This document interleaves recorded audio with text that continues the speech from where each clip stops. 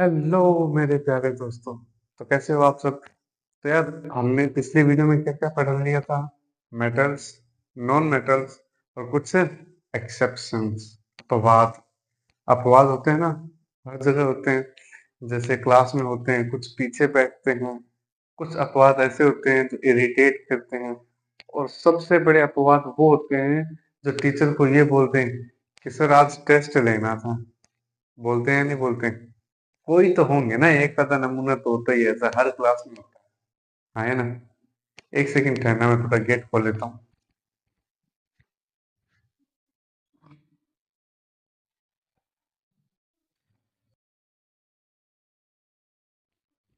चलिए, अब देखते हैं। ठीक है। तो अपवाद के बारे में समझ आया था।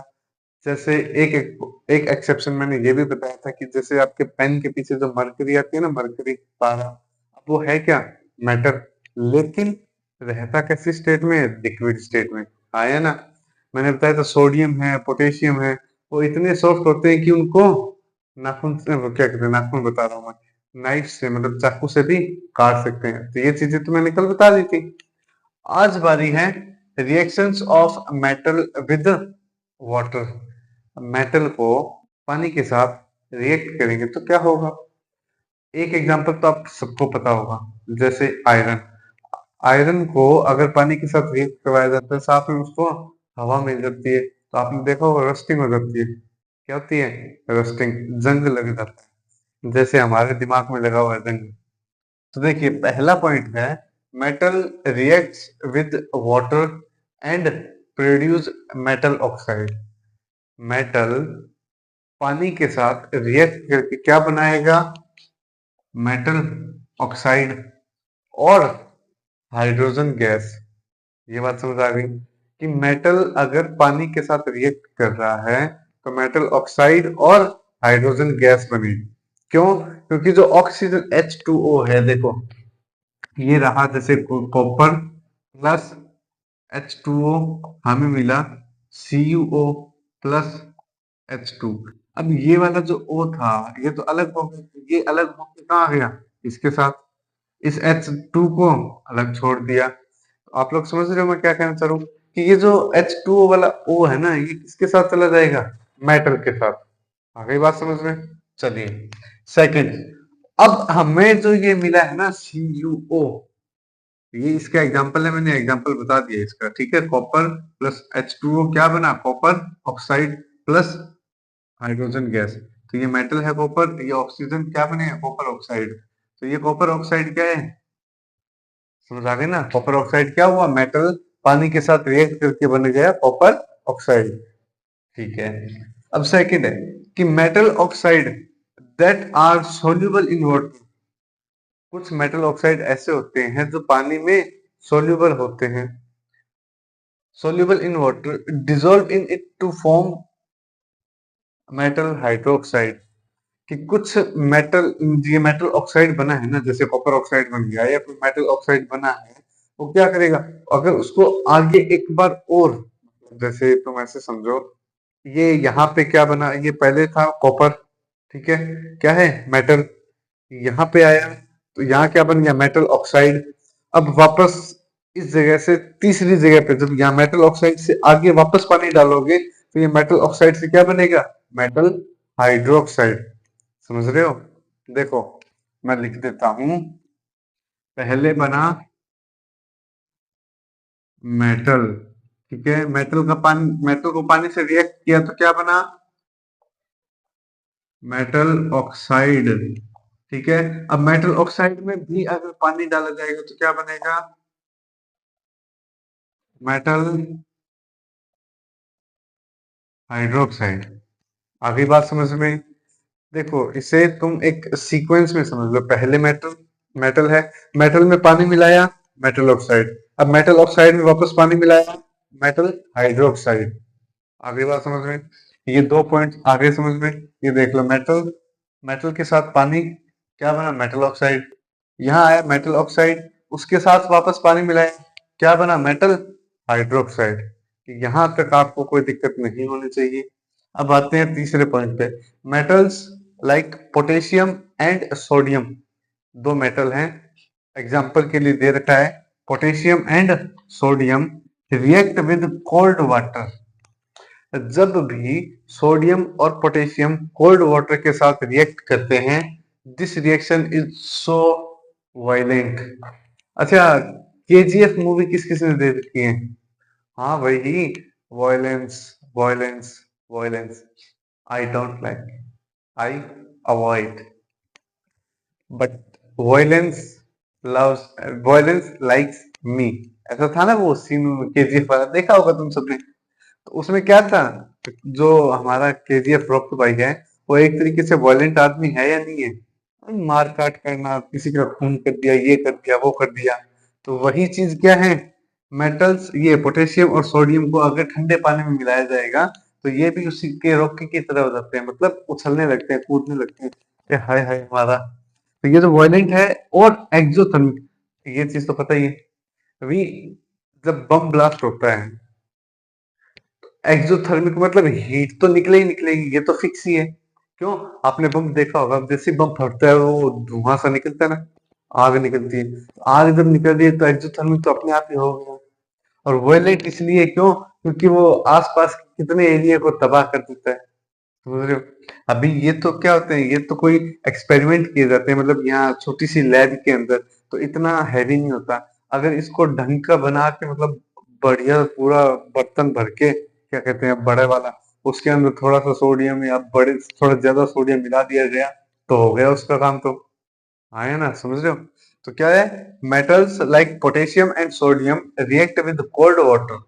This reaction is so violent and exothermic that the evolved hydrogen catch fire immediately।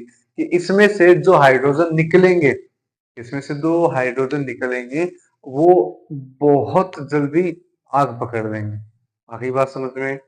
ठीक है, देखिए ये हमें एक दे रखी इक्वेशन कि पोटेशियम है प्लस कोल्ड वाटर है, इन दोनों का रिएक्शन हुआ तो क्या बना, KOH।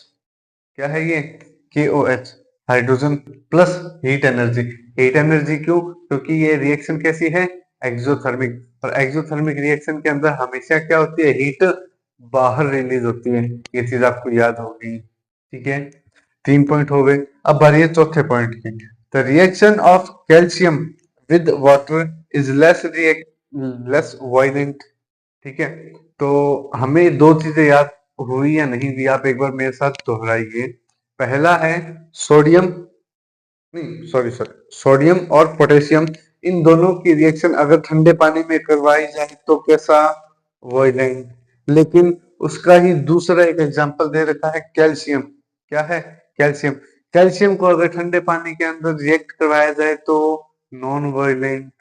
तो वॉयलेंट कौन से, पोटेशियम और सोडियम, और नॉन वॉयलेंट कैल्शियम।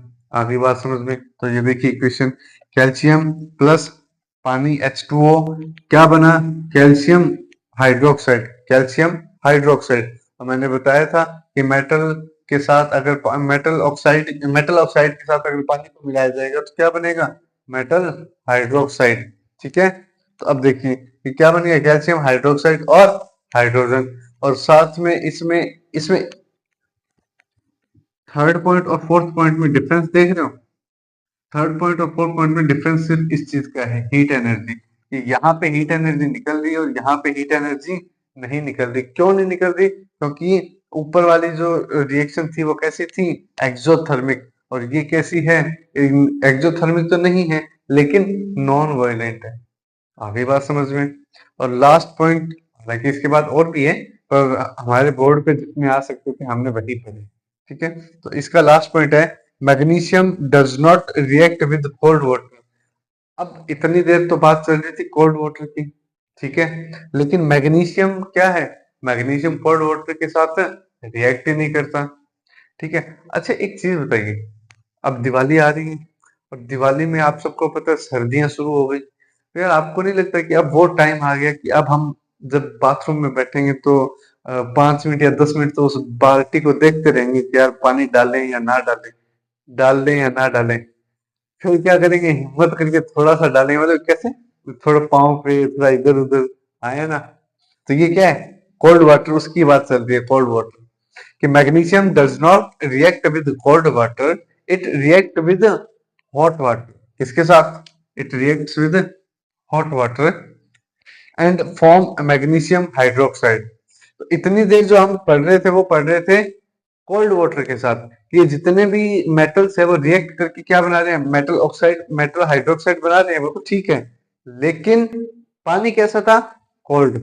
लेकिन अब जब बात मैग्नीशियम की आएगी तो मैग्नीशियम कैसे पानी के साथ रिएक्ट करता है? Hot water. और क्या बनाएगा? Magnesium hydroxide.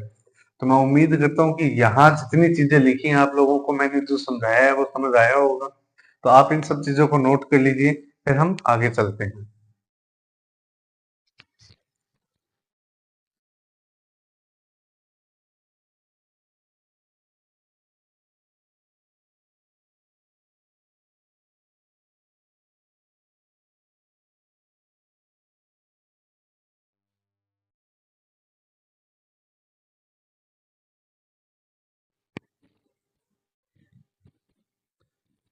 तो देखो दोस्तों, हमने अभी तक 5 पॉइंट पढ़े थे, ठीक है। अब बारी है 6th पॉइंट की। तो देखिए, metals like aluminium, iron and zinc. कौन से?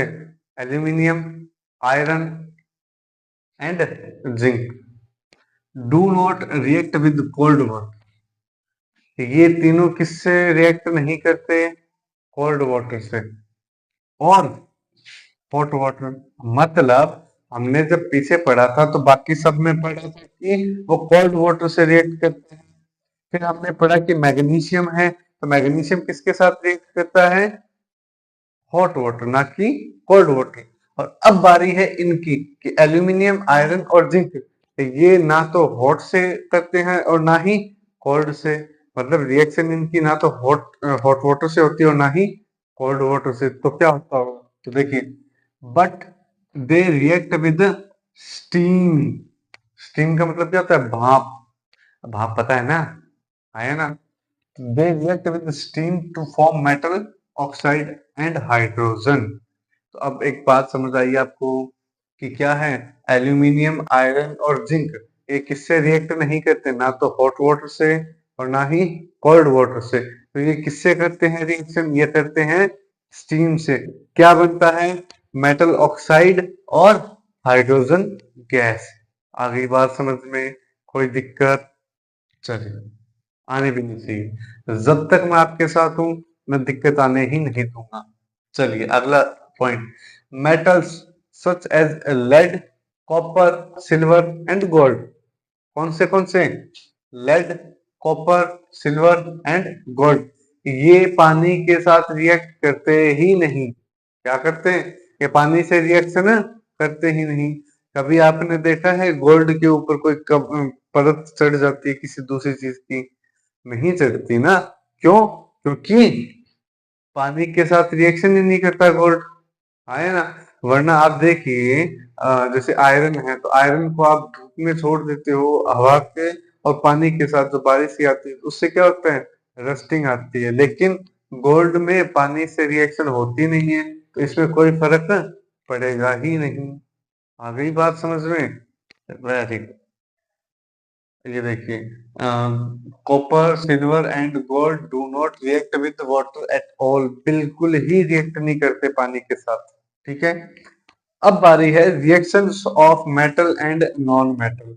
अब हमें इसमें कुछ रिएक्टिविटी सीरीज की बात करनी पड़ेगी। इसकी रिएक्टिविटी सीरीज की एक सीरीज आएगी, अभी तो नहीं, मतलब ये समझाने के बाद यहाँ पे मैं एक सीरीज बनाऊंगा, तो वो आप देखोगे तो उसमें क्या होगा? जो ऊपर ही ऊपर है वो सबसे ज्यादा रिएक्टिव और जो नीचे नीचे है वो सबसे कम रिएक्टिव। इसे ऐसे समझ लेना कि जिसके पास ज्यादा पैसा वो ऊपर ही ऊपर, या उसके पास ज्यादा गर्लफ्रेंड्स हो सकती हैं। और जिसके पास पैसा ही नहीं है, जैसे हम हैं, तो हमारे कोई गर्लफ्रेंड है ही नहीं। समझ रहे हो ना? हमें तो चीजें समझने से मतलब है, बात बाकी पढ़ने के लिए आपको समझ आना जरूरी है, चाहे तरीका जो मर्जी हो। समझ गए? तो देखिए, डिस्प्लेसमेंट रिएक्शन के बारे में पढ़ा था आपने। मैंने आपको जब चैप्टर नंबर 1 पढ़ाया था उसके अंदर बताया था कि डिस्प्लेसमेंट रिएक्शन क्या होती है। डिस्प्लेसमेंट रिएक्शन में मैंने आपको ये तरीका भी बता दिया था। क्या होगा कि मान लीजिए, बढ़िया नया तरीका बताता हूँ, देखिए अभी फिलहाल उसमें क्या है। हाँ ये सही है, ये तरीका सही रहेगा। ये है हार्दिक पांड्या। कौन था? हार्दिक पांड्या।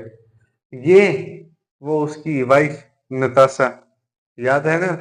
और अभी जस्ट नई प्रोसेस में क्या चल रहे हैं, हार्दिक पांड्या अलग और high reactive element Elvis Yadav और नताशा साथ में है। याद आ रही होंगी ये बातें। देखिए ये रहा आपका हार्दिक पांड्या और साथ के साथ कौन है, नताशा। ये दोनों कैसे, ये दोनों साथ में थे। इन दोनों से रिएक्शन हुई किसकी, एल्विस यादव। किसकी, एल्विस यादव। तो क्या बना, एल्विस यादव और नताशा प्लस हार्दिक पांड्या। अब क्या हुआ, ये बात समझ आ रही है। पहले तो नताशा जी और हार्दिक पांड्या साथ में थे, लेकिन अब क्या हो गया, एल्विस यादव और वो साथ हो गए। अब ये कैसा था, लीस्ट रिएक्टिव, क्योंकि उस टाइम उसका डाउनफॉल चल रहा था। चल रहा था या नहीं चल रहा था। और इधर एल्विस ने क्या है, बिग बॉस जीता था, पता नहीं कितनी शो जीत लिए थे। तो मैडम उधर चले गए। हमें समझने से मतलब है, हमें चीजें समझ आने से मतलब है। तो अब हार्दिक पांड्या का क्या हुआ, जैसे डाउनफॉल हुआ ये लीस्ट रिएक्टिव हो गया। उधर एलविस यादव हाईली रिएक्टिव, क्यों, क्योंकि उसके पास इतने सारे शो जीत लिए थे, ज्यादा कॉन्सर्ट हो गए थे। तो वो मैडम यहाँ से यहाँ पहुंच गए डायरेक्ट, मतलब यहाँ से सीधा यहाँ बिना कुछ किए। और हमारे पांड्या जी नीचे रह गए। तो ये बातें समझ आ गई, इसमें कोई दिक्कत। चलिए, तो आप इन सब चीजों को नोट कर लीजिए। उसके बाद मैं आपको वो सीरीज बना के दिखाता हूँ, या फिर कल करते हैं। चलिए अब आज के लिए इतना ही है, अब कल करेंगे। आज क्या है, मैं थोड़ा टाइम मैनेज नहीं हो पा रहा है, तो हम कल करते हैं, ठीक है। तो यहाँ तक बने रहने के लिए आप सबका बहुत बहुत धन्यवाद। और धीरे धीरे आप भी प्लीज मेरे को सपोर्ट कीजिए, क्योंकि मुझे फिलहाल आपके सपोर्ट की जरूरत है, ठीक है। तो आप ये नोट कर लीजिए।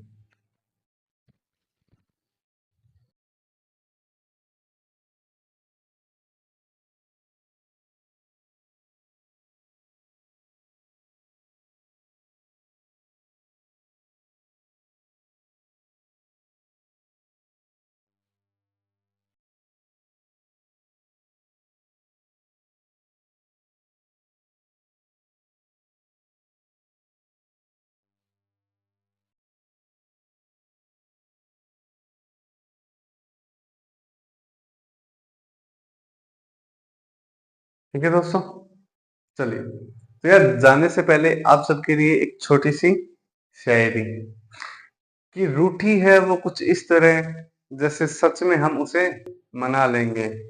और इतना वक्त कौन जाया करे, इससे अच्छा तो हम नहीं पटा लेंगे। चलिए कल मिलते हैं। वैसे समझ तो आई है ना, मजा तो आ रहा है ना। चलिए।